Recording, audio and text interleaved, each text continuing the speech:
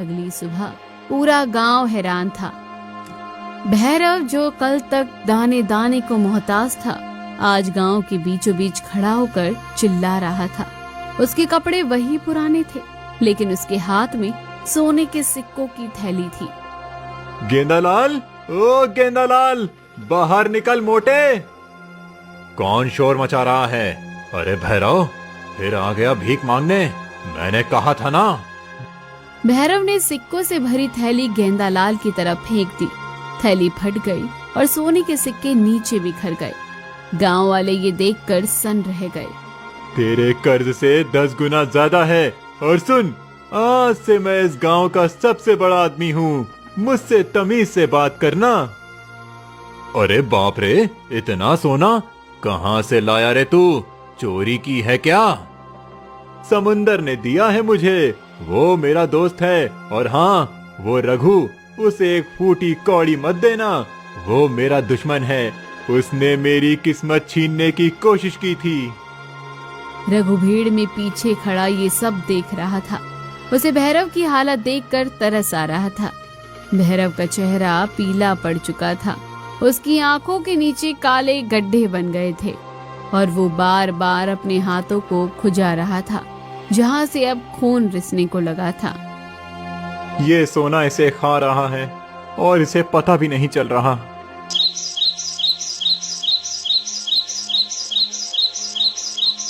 दो दिन बीत गए। भैरव ने गांव में सबसे बड़ा घर खरीद लिया। उसने नौकर चाकर रख लिए, लेकिन अजीब बात ये थी कि उसने घर के सारे खिड़की दरवाजे बंद करवा दिए थे। वहीं दूसरी ओर गांव में अजीब घटनाएं होने लगी थी। रघु, ओ रघु। क्या हुआ बाबा? आप इतने घबराए हुए क्यों हैं? गांव पर मुसीबत आई है बेटा। आज सुबह मैंने समुंदर को देखा। उसका पानी लाल हो गया है, खून जैसा लाल। जरूर किसी ने समुद्र के पाताल लोक से कुछ ऐसा चुराया है जो इंसान के लिए नहीं है।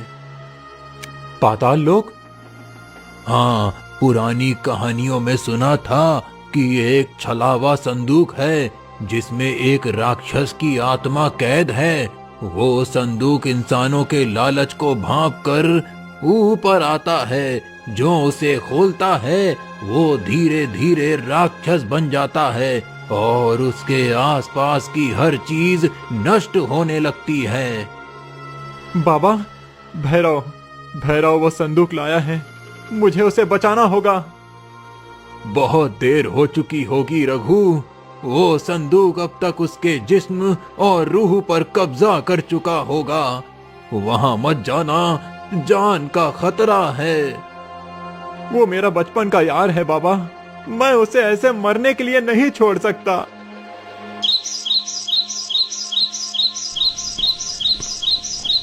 रात का समय था। रघु भैरव की हवेली की दीवार फांद कर अंदर घुसा। हवेली के अंदर भयानक बदबू फैली थी, सड़े हुए मांस और सीलन की बदबू। कोई नौकर नहीं दिख रहा था। हर तरफ सन्नाटा पसरा था। रघु दबे पांव भैरव के कमरे की तरफ बढ़ा। दरवाजा हल्का सा खुला था। अंदर से अजीब सी घुर्राने की आवाजें आ रही थी। रघु ने दरवाजा खोला और जो देखा उससे उसकी रूह कांप गई। कमरे के बीचों बीच वो संदूक रखा था जो अब और भी तेज रोशनी फेंक रहा था, और उसके पास बैठा था भैरव। लेकिन वो भैरव नहीं लग रहा था। उसका शरीर फूल गया था। उसकी त्वचा पर सोने के सिक्के चिपके हुए थे, जैसे मछली की चोइयां होती हैं। उसकी आंखें पूरी तरह काली हो चुकी थी। वो कच्ची मछली खा रहा था। तू यहाँ क्यों आया? मेरा सोना चुराने? भैरव, अपनी हालत देख। ये सोना तुझे मार रहा है। ये कोई वरदान नहीं, श्राप है। फेंक दे इसे। नहीं, ये मेरी ताकत है। देख, अब मुझे भूख नहीं लगती, मुझे नींद नहीं आती। मैं अमर हो रहा हूँ। तू अमर नहीं, जानवर बन रहा है। याद कर भैरव, हम साथ में खेलते थे, साथ में भूखे सोते थे। वो गरीबी इस राक्षसी हालत से लाख गुना बेहतर थी। तेरे बच्चे तुझे देखकर डर जाएंगे। भैरव की आंखों में एक पल के लिए इंसानियत लौटी। उसने अपने हाथों को देखा जो अब पंजों में बदल रहे थे। हैं? रघु, मुझे बचा ले। ये संदूक मुझे नहीं छोड़ रहा। मेरे अंदर आग लगी है रघु। मैं इसे छोड़ना चाहता हूँ, पर मेरे हाथ मेरे बस में नहीं हैं। सौदा हो चुका है, आत्मा के बदले सोना। कोई सौदा नहीं। रघु ने किसी तरह संदूक को लेकर समुद्र की तरफ भागा। उसके पीछे भैरव की हवेली से डरावनी चीखें आ रही थी। जैसे ही रघु संदूक लेकर किनारे पर पहुंचा, समुद्र उफान पड़ा। लहरें इतनी ऊंची थी जैसे आसमान छू रही हो। ऐसा लग रहा था कि जैसे समुद्र खुद संदूक को लेने के लिए बेताब हो। ले, अपना ये मनहूस खजाना वापस ले, हमें नहीं चाहिए। रघु ने संदूक को अपनी छोटी सी नाव में डाला और नाव को खुद पानी में उतार दिया। लहरें उसे बार बार किनारों पर फेंक रही थी, लेकिन रघु ने हार नहीं मानी। वो जानता था कि संदूक को गहरे पानी में ही डालना होगा। किनारे पर छोड़ने से ये वापस किसी और को मिल जाएगा। नाव डगमगा रही थी, संदूक हिल रहा था और उससे निकलने वाली रोशनी अब गहरी और लाल हो गई थी। अचानक पानी के बीच में एक विशाल पानी का स्तंभ उठा और उसने एक आकृति का रूप ले लिया। इंसान, तू अपनी जान देने क्यों आया? तेरा दोस्त बिक चुका है, तू क्यों मरना चाहता है? क्योंकि दोस्ती सोने से महंगी होती है। मेरा दोस्त बिका नहीं है, बहक गया था। उसे माफ कर दें और अपनी ये अमानत वापस ले लें। हिम्मत है तुझ में, लेकिन क्या तुझे इसका मोह नहीं? देख, इसमें इतना सोना है कि तेरी 7 पुश्तें राज करेंगी। संदूक का ढक्कन अपने आप खुल गया। अंदर का सोना चमकने लगा।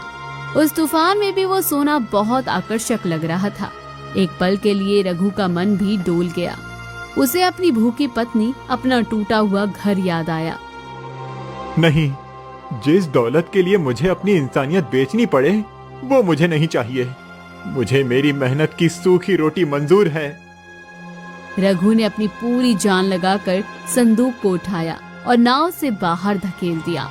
जैसे ही संदूक पानी में गया, एक जोरदार धमाका हुआ। पानी के अंदर से एक तेज रोशनी निकली और फिर सब कुछ शांत हो गया। जो लहरें अभी पहाड़ जैसी ऊंची थी, वो पल भर में शांत हो गई। आसमान साफ हो गया और बादल छट गए।